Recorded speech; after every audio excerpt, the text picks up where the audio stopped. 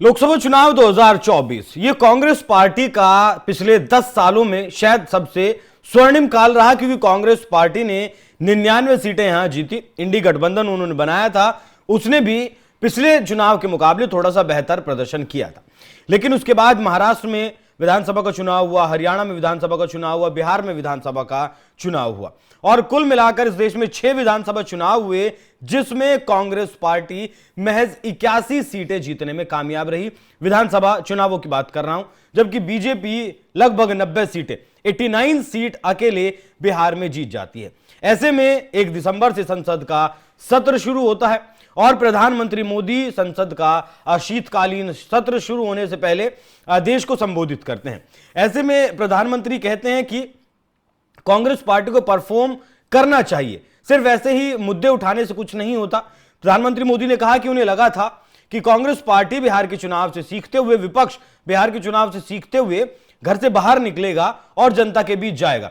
अब जनता के बीच जाना नहीं है और चाहते हैं कि वोट मिल जाए, तो ऐसा संभव नहीं है। इसके बाद प्रधानमंत्री मोदी ने कहा कि वो कांग्रेस पार्टी को, इस देश के विपक्ष को जो लगातार सिकुड़ता जा रहा है या फिर कहें कि खत्म होता चला जा रहा है, उसे अगर परफॉर्म करना है, उसे अगर रिजल्ट लेकर आना है, तो मैं उन्हें टिप्स देने के लिए तैयार हूं। मतलब प्रधानमंत्री मोदी ने खुद कहा है कि मैं उन्हें टिप्स दे सकता हूं।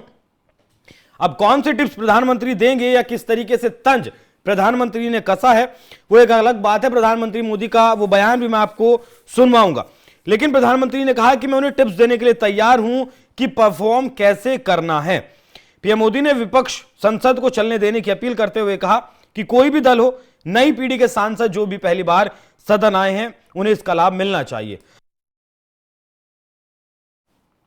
हालांकि इससे पहले भी प्रधानमंत्री मोदी ने इस बात को कहा था कि विपक्ष के सांसद लगातार उन्हें आकर इस बात को बताते हैं कि किस तरीके से उन्हें बोलने का मौका नहीं दिया जाता। जब भी कांग्रेस पार्टी का बोलने का नंबर आता है तो राहुल गांधी बोलते हैं या फिर प्रियंका गांधी बोलते हैं या फिर जो बड़े लीडर, पुराने लीडर कांग्रेस पार्टी के हैं, वही बोलते हैं। जो युवा सांसद चुनकर गए हैं, लगभग 12-14 युवा सांसद कांग्रेस पार्टी से चुनकर गए हैं, उन्हें मौका नहीं मिलता है। इस बात को अभी कुछ दिनों पहले प्रधानमंत्री मोदी ने खुद कहा था। बाकी बीजेपी जिस माइक्रो मैनेजमेंट पर काम करती है, वो पूरा साल चुनावों में रहती है। बिहार का चुनाव जीतते ही बंगाल की तैयारियां उसने शुरू कर दी हैं। असम में चुनाव होना है, असम की भी तैयारियां वो शुरू कर चुकी है। 2027 में यूपी का चुनाव होना है, यूपी की तैयारियां भी वो शुरू कर चुकी है। तो इस तरीके से चुनाव लड़ा जाता है और जीता जाता है। ऐसा नहीं है कि एक रात पहले उठे और वोट चोरी का मुद्दा उठाया और आप चुनाव जीत जाएंगे, वैसा संभव नहीं है। बाकी प्रधानमंत्री मोदी ने टिप्स देने की जो बात कही है, उसे आप कैसे देखते हैं, कमेंट बॉक्स में जरूर बताइएगा। बाकी जाते जाते सुनिए प्रधानमंत्री मोदी का वो भाषण जो उन्होंने संसद का शीतकालीन सत्र शुरू होने से पहले देश के नाम संबोधन किया।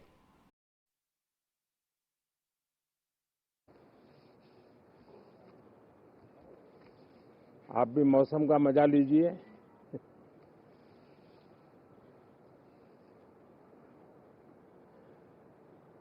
साथियों, ये शीतकालीन सत्र ये सिर्फ कोई रिचुअल नहीं है। राष्ट्र को प्रगति की ओर तेज गति से ले जाने के जो प्रयास चल रहे हैं, उसमें ऊर्जा भरने का काम ये शीतकालीन सत्र भी करेगा, ऐसा मेरा पूरा विश्वास है। भारत ने लोकतंत्र को जिया है, लोकतंत्र के उमंग और उत्साह को समय समय पर ऐसे प्रकट किया है कि लोकतंत्र के प्रति विश्वास और मजबूत होता रहता है। गत दिनों बिहार में जो चुनाव हुए, उसमें भी मतदान के जो विक्रम हुआ है, वो लोकतंत्र की सबसे बड़ी ताकत है। माताओं बहनों की जो भागीदारी बढ़ रही है, ये अपने आप में एक नई आशा, नया विश्वास पैदा करती है।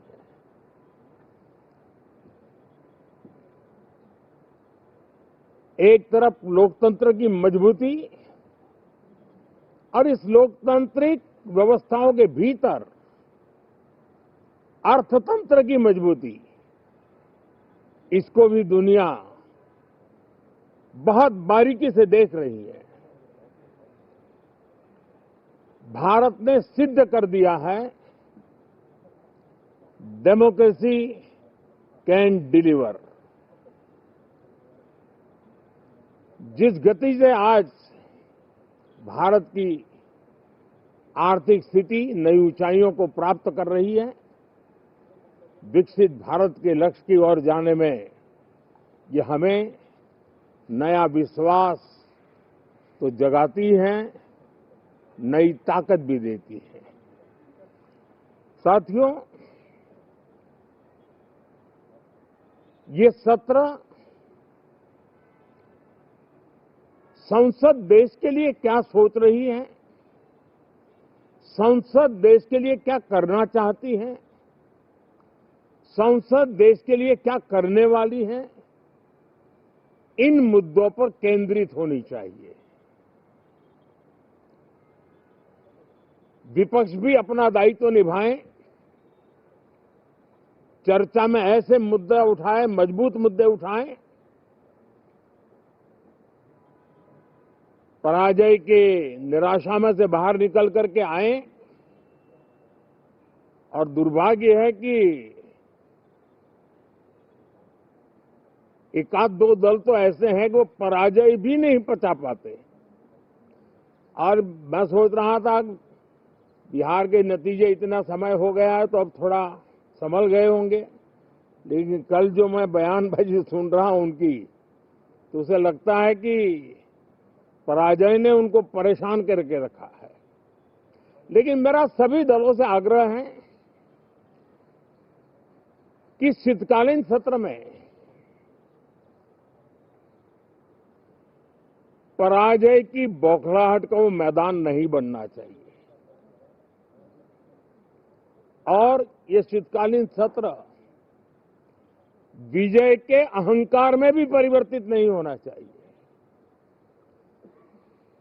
बहुत ही संतुलित तरीके से जिम्मेवारी के साथ जनप्रतिनिधि के रूप में देश की जनता का हमसे जो हमें दायित्व दिया है और हमसे जो अपेक्षाएं हैं उसको संभालते हुए हम आगे के लिए सोचें, जो है उसको कैसे अच्छा कर सके। अगर बुरा होता है तो उसमें सटीक टिप्पणी कैसे कर सके ताकि देश के नागरिकों का भी ज्ञानवर्धन हो। ये मेहनत का काम जरूर है लेकिन देश के लिए करना चाहिए। और मैं आशा करता हूं, मेरी एक सबसे बड़ी चिंता रही है पिछले कई लंबे समय से, सदन में जो पहली बार चुन करके आए हैं या जो छोटी आयु के हैं, वैसे सभी दलों के सभी सांसद बहुत परेशान हैं, बहुत दुखी हैं। उन्हें अपने सामर्थ्य का परिचय कराने का अवसर नहीं मिल रहा है,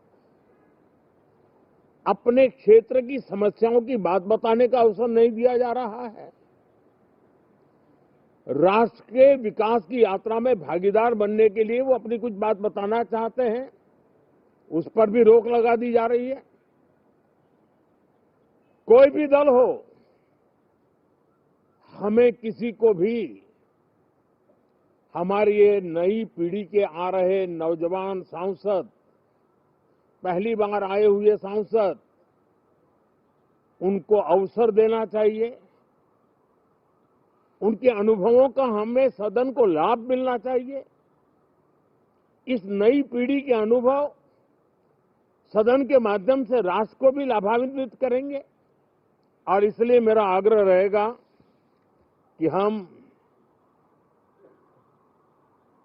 इन चीजों को गंभीरता से लें। ड्रामा करने के लिए जगह बहुत होती है, जिसको करना है करते रहें, यहां ड्रामा नहीं, डिलीवरी होनी चाहिए। नारे के लिए भी जितने नारे बुलवाने हैं वो पूरा देश खाली पड़ा है। जहां पराजित होकर के आए वहां बोल चुके हो, जहां अभी पराजय के लिए जाने वाले हो वहां भी बोल दीजिए।